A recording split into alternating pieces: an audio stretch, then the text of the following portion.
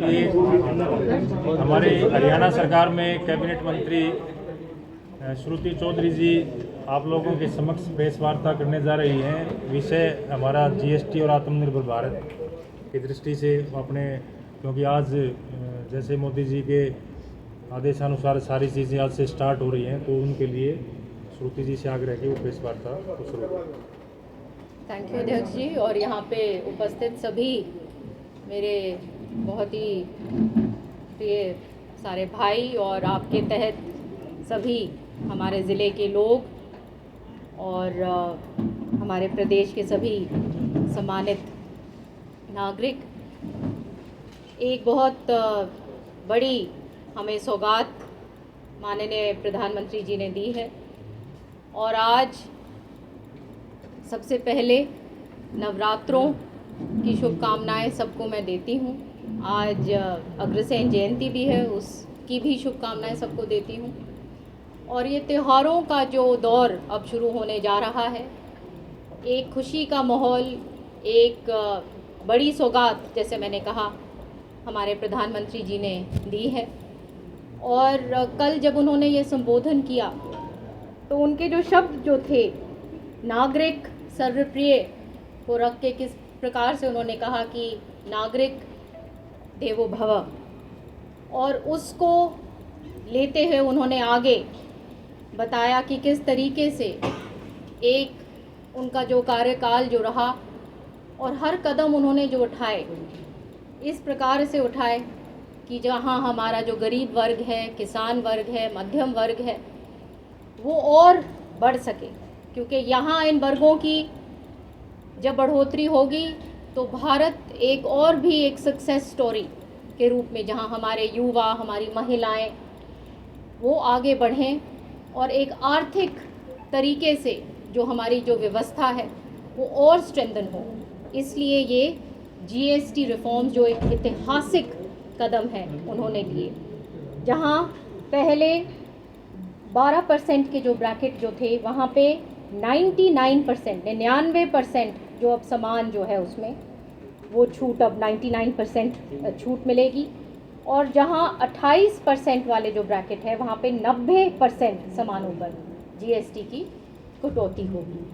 तो आप मानिए कि ये एक माहौल खुशहाली का, जहाँ पे ग्राहक भी, जहाँ पे दुकानदार भी, और हर तरीके से एक खुशहाली और प्रोग्रेस, विकास का माहौल बनेगा।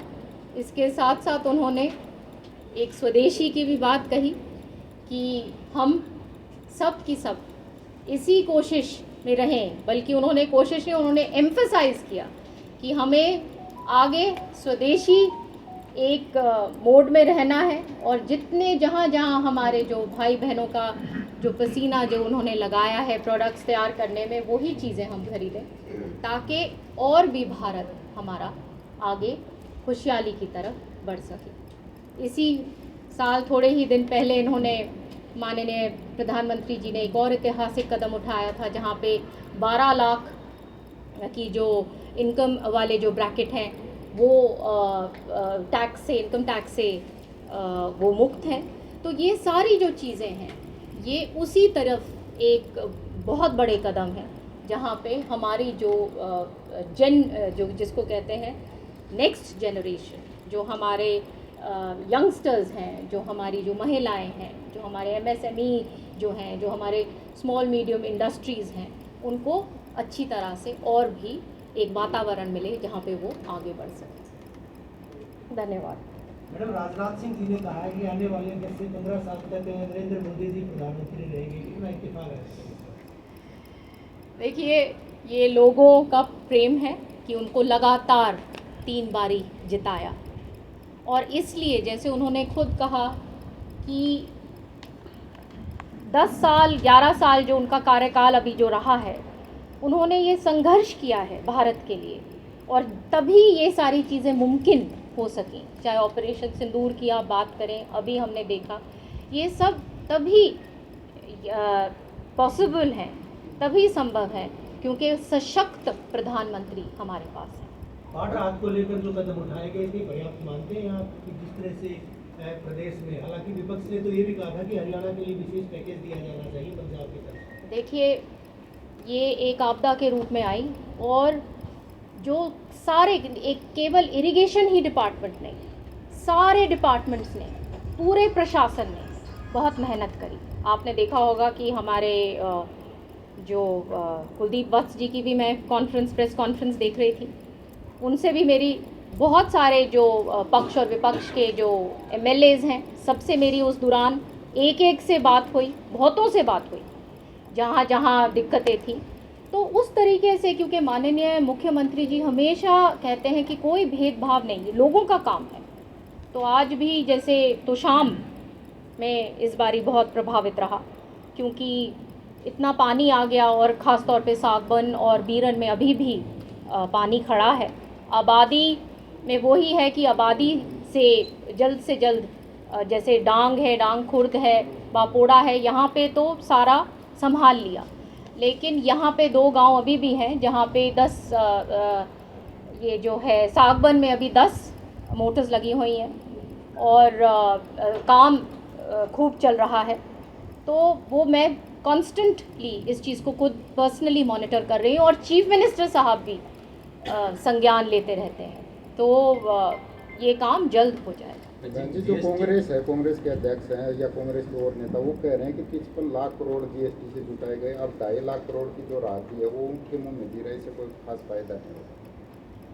अब कांग्रेस तो एक, जिसको कहते हैं कि कोई इनकी अब कौन बात सुने, लोग तक नहीं सुनते, लोगों ने चुना नहीं कांग्रेस को, कोई जगह नहीं बची, नेता प्रतिपक्ष तक नहीं चुन पा रहे, तो बातें करना तो बहुत आसान है।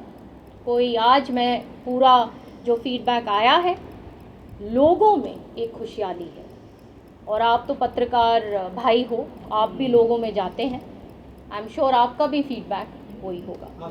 जो पुराना सामान है, जिन पे पहले मुझसे मूल्य दर्ज है, तो GST काउंसिल कैसे निपटेगी, उनको इम्प्लीमेंट कैसे करवाएगी? जो पुराना सामान है, जिनके ऊपर पहले से अंकित है उनका मूल्य, तो उसको कैसे इम्प्लीमेंटेशन में कैसे, जब स्टार्टिंग में कुछ दिक्कतें आई, उनसे निपटने के लिए क्या व्यवस्थाएं रहेंगी? देखिए, ये जो अगर कोई ऐसी कोई बात आती है तो यहाँ पे जैसे एक GST कमेटी बनी हुई है और माननीय सांसद किरण चौधरी जी उसकी हेड भी हैं, तो ऐसी कोई यहाँ पे कोई इम्प्लीमेंटेशन में ऐसी कोई प्रॉब्लम्स आती हैं, ये चीज़ें कमेटी बना रखी है ये सारी चीज़ें, क्योंकि देखिए इम्प्लीमेंटेशन अब जब होएगी तो उसमें भी चीज़ें आएंगी सामने कि कहाँ कहाँ और हमें डिटेल में जाने की ज़रूरत है, तो आई एम श्योर ये चीज़ें सारी टेक अप। कई कंपनी ने पहले रेट बढ़ा दिए हैं लागू होने से पहले ही, जैसे बीटा कंपनी है 9,000 का टीन था, 10,000 का टीन कर दिया है, तो उससे किस तरह से निपटा जाएगा? जैसे मैंने कहा कि ये कमिटीज़ हैं यहाँ पे, और ये जो ये कमिटीज़ बनी हैं इस काम के लिए, वो सारी की सारी चीज़ें ये स्मूथ वर्किंग के लिए सारा काम होगा। एक मीडिया इंटरव्यू में पूर्व मुख्यमंत्री भूपेंद्र सिंह हुड्डा से पूछा गया था कि भाई आपकी जो पार्टी के लोग थे वो एक बापू बेटा एंड कंपनी के आरोप लगाते थे कि इनकी वजह से कांग्रेस आ रही है, उनका एक ही जवाब था कि जो लोग आरोप लगाते थे वो पार्टी बदल चुके हैं, महत्वाकांक्षी थे। क्या प्रतिक्रिया? क्या बोलना इस पे, मेरे को बार बार इस पे क्या आप जवाब चाहते हैं? सब आपको मालूम है कि किन परिस्थितियों में क्या क्या क्या हुआ था, आपके सामने सब कुछ हुआ है, और मैं पीछे नहीं देखती। मैं तो भगवान का बहुत धन्यवाद करती हूँ कि मुझे एक ऐसा रास्ता मिला, एक बहुत अच्छी पार्टी मिली, बहुत अच्छे नेता मिले, अच्छे प्रधानमंत्री मिले, और हम अब लक्ष्य के साथ, मेहनत के साथ काम कर सकते हैं और अपने लोगों की आवाज़ उठा सकते हैं। इससे अच्छी और बात क्या हो सकती है? बाढ़ के बाद किसानों के लिए सबसे बड़ी समस्या है रिहेबिलिटेट करना, तो उसके लिए सरकार क्या कदम उठा रही है? खास तौर पे एक फसल खराब हो चुकी है, दूसरी भी अभी जो है और बोने की कोई संभावना नहीं बन पा रही है, कई जगह ऐसी सिचुएशन है, तो सरकार देखिए सरकार ने काफ़ी सारे ऐसे स्टेप्स उठाए हैं। एक तो जैसे ई-क्षति पोर्टल है, जिसके तहत जो नुकसान है फसल में वो दर्ज करके फिर वो कॉम्पनसेशन वो मिलेगा। फिर अन्य अलग अलग ब्रैकेट्स बनाए हुए हैं, जिसका घर का लॉस हुआ है, बर्तन सामान, अन्य खुद को बहुत सारे लोगों को भी नुकसान हुआ है। तो जहाँ जहाँ ऐसी अलग अलग ब्रैकेट्स बना रखे हैं और हर एक में कॉम्पनसेशन, पूरा प्रशासन बहुत संवेदनशील है इसके लिए और लगा हुआ है। जो 28 से 18 किया गया है, 12 से 5 किया गया है, 5 से 0 किया गया है, जैसे तो जो कम किया गया उसमें रेवेन्यू जो कम होगा उसकी पूर्ति के लिए कैसे कार्य कर पाएंगे, उसकी पूर्ति कैसे हो पाएगी? देखिए, इकोनॉमिक ग्रोथ को लेकर के क्या कहेंगे, देश की इकोनॉमिक ग्रोथ में क्या इफेक्ट रहेगा इसका? जैसे मैंने कहा कि ये कोई एक रात के अंदर, एक दिन के अंदर ये निर्णय नहीं लिया गया, और स्वयं प्रधानमंत्री जी ने कहा कि हमें बहुत 11 साल लगे यहाँ तक पहुँचने, मेहनत करी, तब जाके हम ये जीएसटी को इस प्रकार से आम आदमी के लिए बना सके। तो ये सारी की सारी जो चीज़ें हैं वो इसमें कवर्ड हैं, और मैं मानती हूँ कि प्रधानमंत्री जी और सरकार सक्षम है। धान की खरीद शुरू हो गया, धान आज से। लेकिन बाजरे की खरीद अभी शुरू नहीं हो पाई है। बाजरा जो है किसान 2150 रुपये में बेचने पर मजबूर है, जबकि सरकारी खरीद जो है 2750-2800 रुपये मुकर्रर की गई थी। तो कब तक शुरू करवाएंगे? जल्द, जैसे मैं प्रशासन से बात करूँगी, जल्द से जल्द। सीईटी का एग्जाम हुआ था रंजी, तो उसका 1 महीने में रिजल्ट निकाल नहीं करे थे, अभी तक पोर्टल नहीं खोला गया उसमें करेक्शन को लेकर के। तो बेरोजगार युवा काफ़ी वेट करते हैं कि वो जल्दी खुले और वो परिणाम आए। मेरे ख्याल से उस पर भी पूरे बयान आ गए हैं, और वो भी जल्द शुरू हो जाएगी। बीजेपी में मान सम्मान श्रुति चौधरी और किरण चौधरी जी को मिल पा रहा, जो कांग्रेस में नहीं मिला था। आप खुद बताइए। आप कैसा महसूस करते आप हैं? मेरे लिए तो ये मेरी नेचुरल पार्टी है, विचारधारा के रूप से हम मुझे मौका दिया है लोगों की सेवा करने के लिए, इतने बड़े महकमे दिए हैं, इरिगेशन डिपार्टमेंट दिया है, विमेन एंड चाइल्ड दिया है, किरण जी राज्यसभा सांसद हैं, उनको जीएसटी की कमेटी का हेड बनाया है। तो इससे पार्टी ने अपनी तरफ से क्या कमी छोड़ी है, और हम बहुत धन्यवाद करते हैं अपनी पार्टी का, अपनी लीडरशिप का और लोगों का, जिन्होंने हमको यहाँ तक पहुँचाया। एक महत्वपूर्ण प्रश्न है, विधानसभा में आपने भी मुद्दा उठाया। मुद्दा क्या था? तमाम लोग उठा रहे थे, विधानसभा में मौजूद था उसमें। ये कहा गया था कि चौधरी बंसीलाल हरियाणा के निर्माता थे। निश्चित तौर पर नहरों का जितना कीन नॉलेज चौधरी बंसीलाल जी को था, उतना संभवतः किसी को नहीं था। अगर उनके हिसाब से काम किया जा रहा, कमियाँ कहाँ रही है जब ये बाढ़ की स्थिति से लोगों को रूबरू होना पड़ा है? क्या पहले समय से पूर्व सफाई नहीं करवाई गई थी? ड्रेन से देखिए, आप देखिए, पहली बार हमारी जो नदी, जो टांगरी नदी है, जो सीजनल नदी है, उसकी डीसिल्टिंग पहली बार हरियाणा के इतिहास में कराई गई, इसलिए उसकी कैपेसिटी बढ़ गई। कभी भी आज तक डीसिल्टिंग, जो नेचुरल जो रिवर्स जो होती हैं, जो नदियाँ होती हैं, उनकी डीसिल्टिंग नहीं होती, ड्रेन्स की होती। तो ये सारी की सारी जो सफाई और ये सारी चीज़ें टाइम पर काफ़ी हद तक हो गई थी। मैं ये नहीं कह रही 100% हो गई थी। हम जहाँ कमियाँ हमने देखी हैं वहाँ पे हम और उन चीज़ों को और खींचेंगे और अच्छी तरह से करेंगे।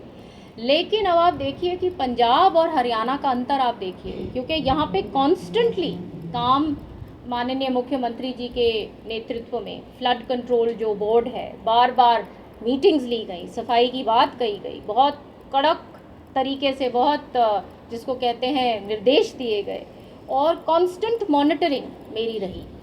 तो उसके कारण, और फिर जहाँ जहाँ अफेक्टेड हुए लोग, वहाँ पे भी फिर प्रशासन बिल्कुल जिस प्रकार से तुशाम में, जिस प्रकार से लोग जिस इरिगेशन डिपार्टमेंट की आप ले लीजिए, जिस प्रकार से मेहनत वहाँ पे तुशाम में की गई है, मैं बहुत कॉन्फिडेंस के साथ कह सकती हूँ कि बाकी असेंबली में भी उसी तरीके से काम किया गया है। इस तरीके से बिना किसी भेदभाव के कि किसान, हमारे जो आम नागरिक हैं, उनका जितना बचाव हो सके होए।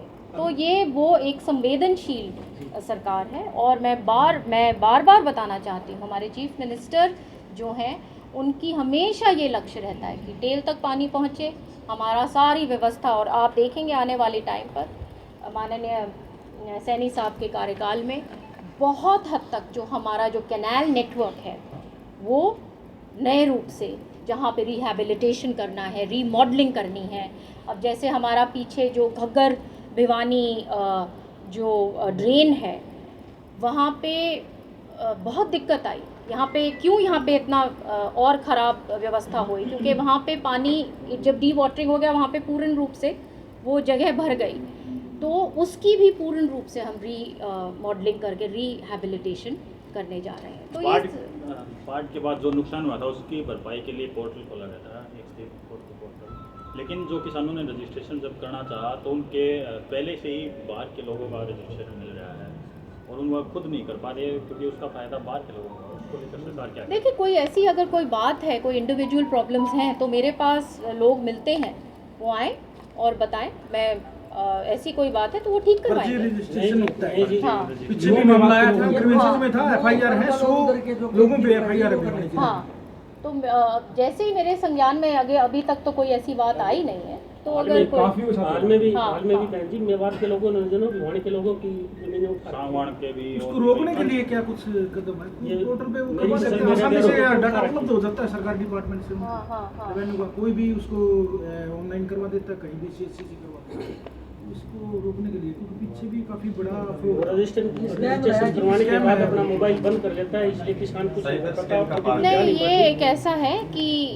ये जो प्रशासन है, ये प्रशासन का काम है कि ये पूर्ण रूप से देखे कि कोई भी गलत तरीके से यहाँ पे कोई इसका इसको एक्सप्लॉइट ना करे, और जो सही लोग हैं, जो पीड़ित लोग हैं, उन तक ये बात, उनको ये जिनके लिए ये बनाई गई है व्यवस्था, वहाँ तक उनको ये पहुँचे। कई लोग बेघर हो गए हैं, हम शाम की बात करें तो अब हाँ हो गया जी। अब ये बात, ये वाला